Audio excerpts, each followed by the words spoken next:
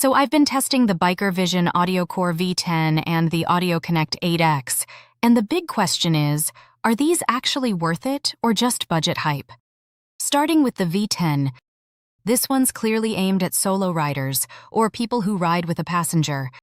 For around $99, it's surprisingly solid. Battery life is the standout here, easily 18 to 25 hours. Music and navigation come through clearly, even at highway speeds. But the range is limited, and pairing with other brands isn't great. It drops performance fast.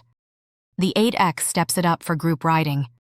You get mesh-style connectivity for up to 8 riders, decent waterproofing, and strong battery hardware.